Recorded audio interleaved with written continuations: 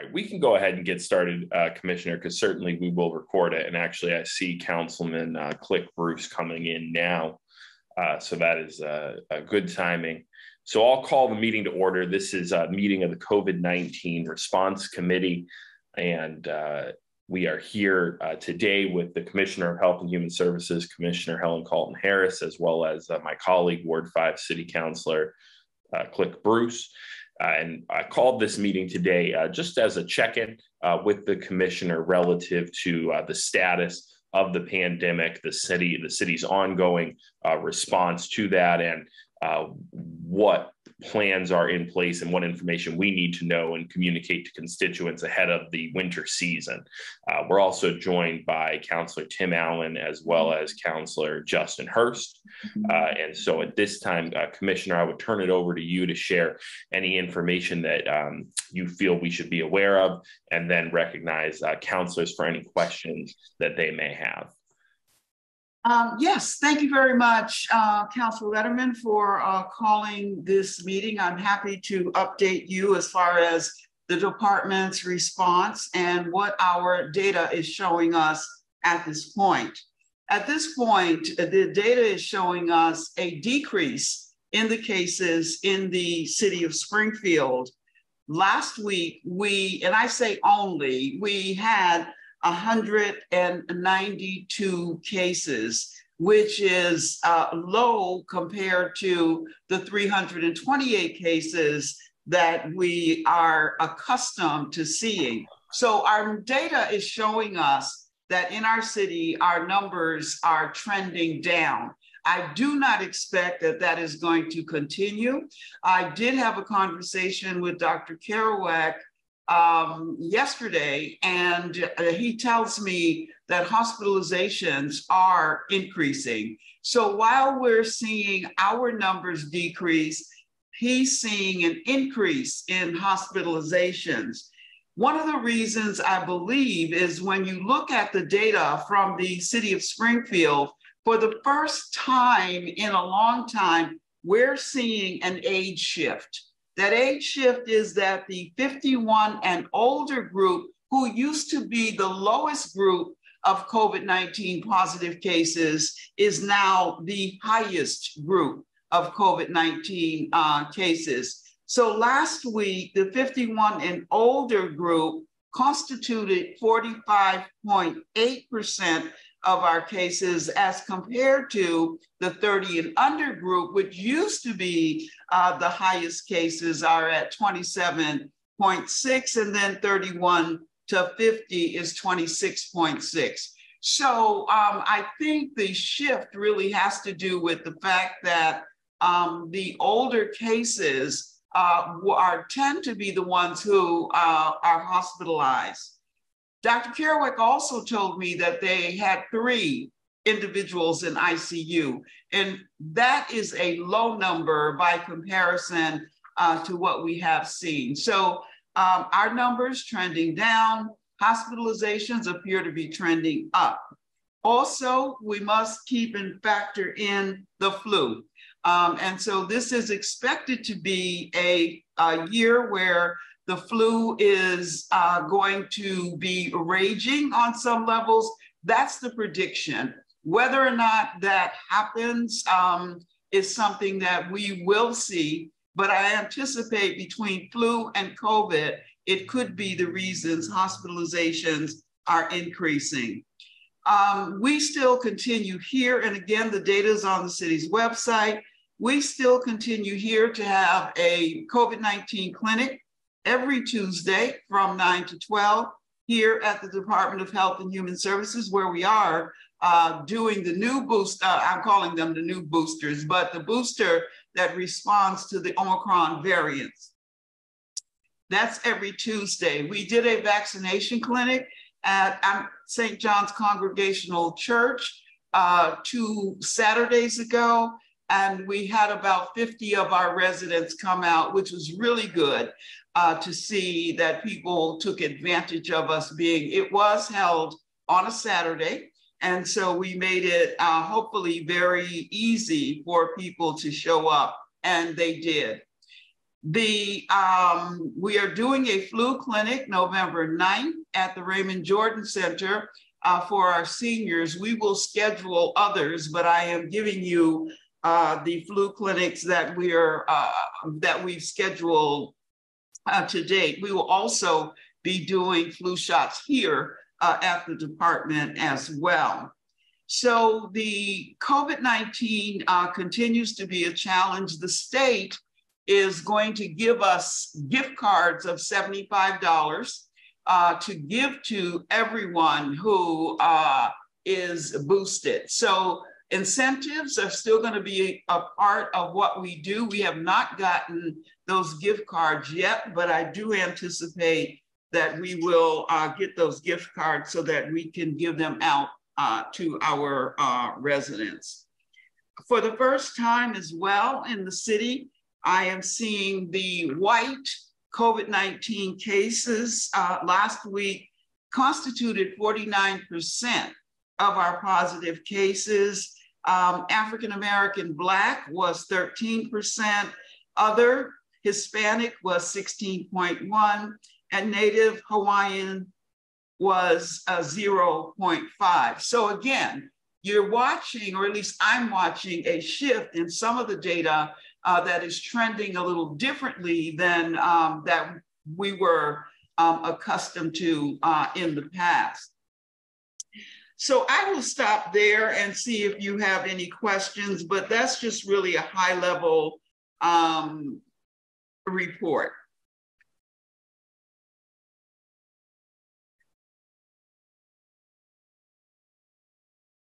You're muted. You're muted. Thank you so much. The classic line on Zoom. Appreciate you, Commissioner. And I just had a couple of questions. The first being the numbers that you're utilizing to inform our data. What's our primary source on those numbers now? It continues to be the State Department of Public Health. We continue to not factor in home testing because that's still not a part of the database that anyone is using. I also should say that every Tuesday and Wednesday, we give out test kits here at the department. And Springfield residents, we have been coming to get those test kits. So again, that's still a part of our COVID-19 response. But our data is still coming from the State Department of Public Health. What are the hours on Tuesday and Wednesday that people can come to collect those? Sure, 10 to 2. Okay. We're here from 10 to 2. We're giving 4 kits, which is 4 times 2 is in each box. So we're giving 4 boxes. We're also giving N95 face masks to our residents as well. Okay. And that's the only site is at this time is the actual health department itself? Our community partners, if they call us, for example, New North Citizens Council called and wanted test kits, we give them to our community partners who ask us for boxes. So we're happy to do that. So back on the questioning of the state data. So where are they primarily pulling this data from? Is it primarily from the hospitals or other testing centers? They are pulling their data from the PCR tests that are being done throughout the Commonwealth, which is fed into the MAVEN system, our data reporting portal, and then fed back to the cities and towns. So their data is coming from PCR testing that is sent to them. Again, not home testing. And in Springfield, where can folks still get those PCR tests? I believe Eastfield Mall is still operational. I believe that the state has continued them through December, if I remember correctly, but I believe they are still at Eastfield Mall. But that's a good question because I've not been in contact with them, but they are still there to my knowledge. Thank you. I'll go ahead and I have a couple more questions, but I want to recognize Councilor Hurst, who has his hand up. Thank you, Mr. Chair. Commissioner, thank you for all of the work that you do. A couple questions. One, what do you attribute the turn in the numbers to with respect to the racial breakdown? I'm not sure, to be quite honest with you. I'm not sure. You know, we have, and everyone has done a good job in really targeting underserved communities, communities of color. So a part of it could be the messaging and our outreach that is real concrete as far as our neighborhoods are concerned. It could be that the information that's given, you know, there still are the conspiracy theories out there. There still are those who do not believe in getting vaccinated. So it could be a multitude of reasons, but if you ask me to point to one, Councilor Hurst, I could not tell you. Thank you. The other point, can you check the website? I've actually have gone on it on a number of occasions, and it is not bringing me up the numbers that you normally had listed.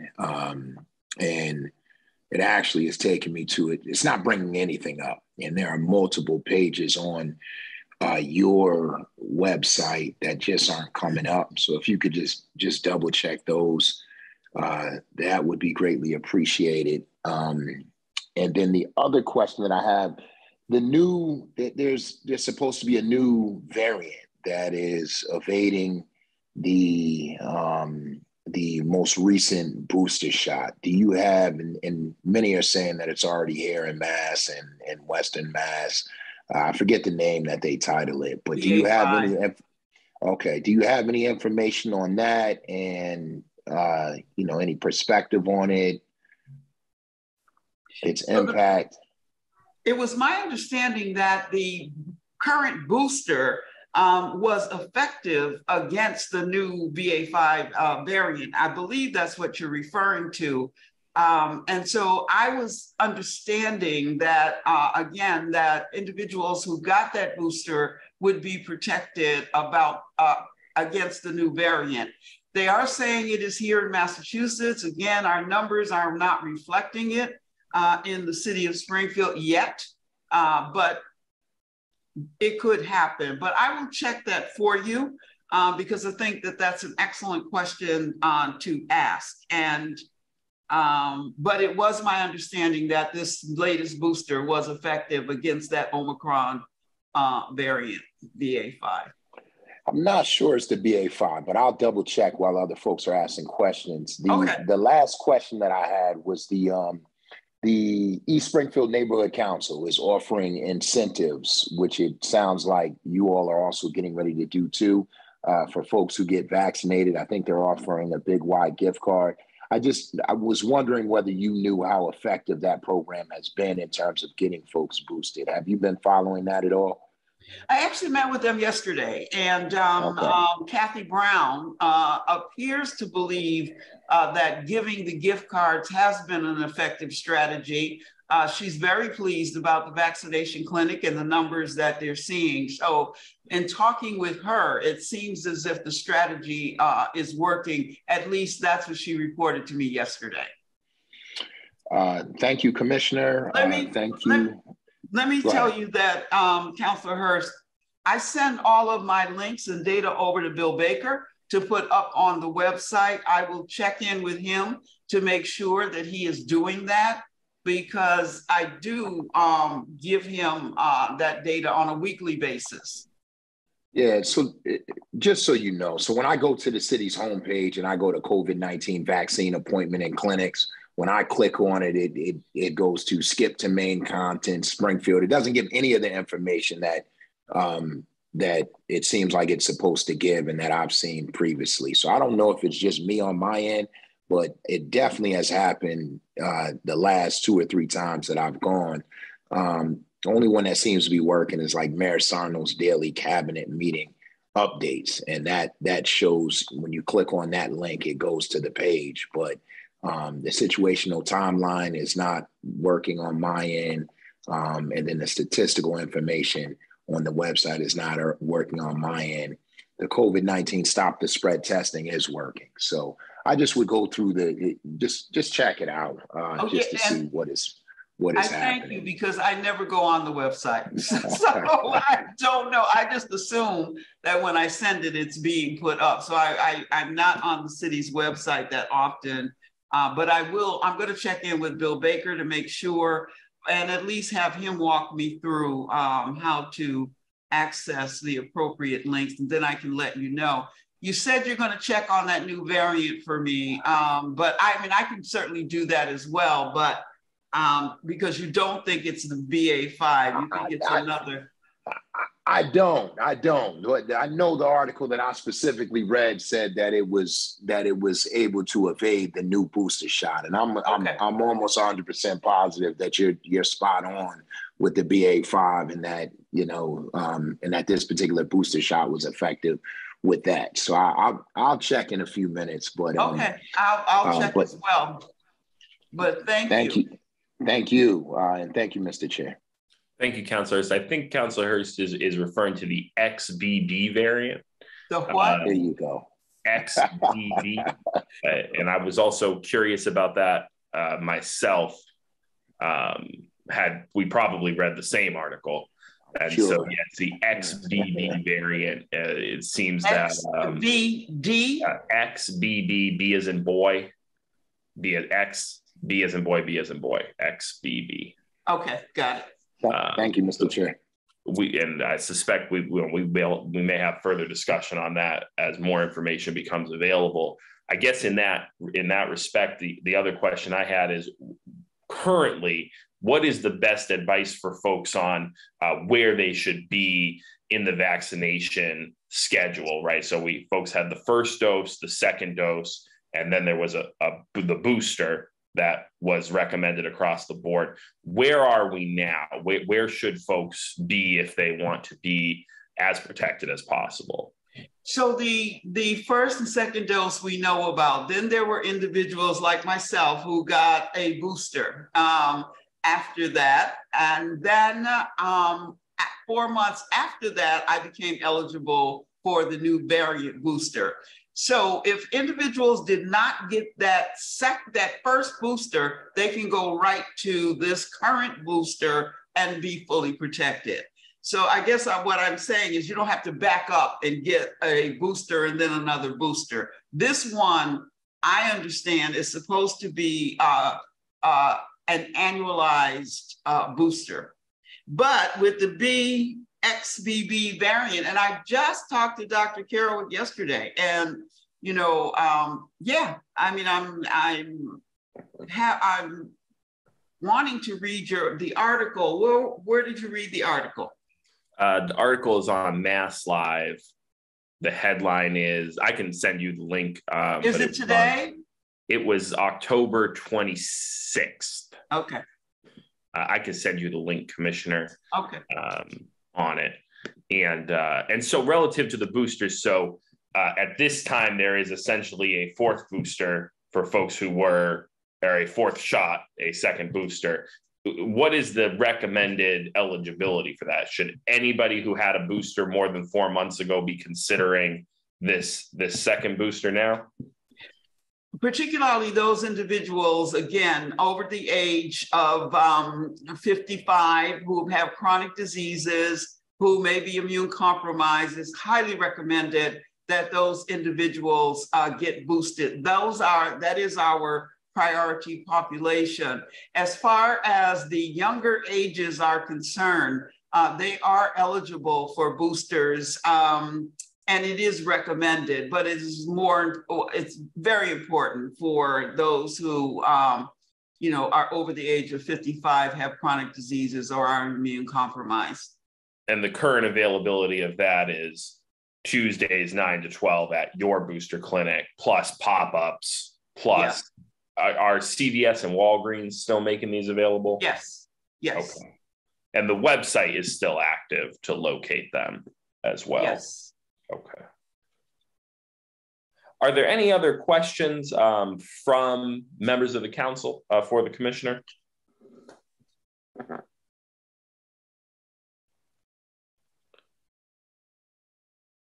Seeing none. Commissioner, is there anything else you'd like to share? No, I was just looking on my. Go ahead. I just want to say thanks. I wasn't in a position where I could talk before, but I like the information that we got, and I've been wondering, relative to my own booster, the third booster for me. I had COVID in August, so I was under the impression that if you've had COVID within the last 3 months, you don't get the booster until 3 months is up. Is that true? That's still correct. Yes. So sometime November, I should be lining up for that. Good. That's still correct. Okay. Well, thanks for the info. I don't have any other questions. Thanks for the info, and thanks for the questions, Jesse and Justin. I was just looking at the state's website, and I'm not seeing, because we usually get our updates from state DPH, and they're not, the XBB variant is not coming up. But thank you, because I'll do the research. Thank you, Commissioner. All right, and so at this time, those are all my questions. I primarily wanted to check in on where we were with testing and boosters. Appreciate Councilor Hurst and Councilor Allen's questions as well. If there's no further questions, Commissioner, is there anything else that you would like to share with us today? No, thank you for calling the meeting. I appreciate it. Happy to share at any time. And thank you for the education that you all have just given me. So we had a good relationship exchange. So thank you. Thank you, Commissioner. As always, we will stay connected. And, you know, as any developments may come through, I think folks are just thinking about the winter ahead and wanting to make sure that, you know, folks have all the information that they need relative to any new variants as we continue to kind of navigate the landscape. So thank you all, and much appreciated. And we'll look forward to connecting with you all again soon. Okay. Have a good day. This meeting. Thank you. Take care, everybody.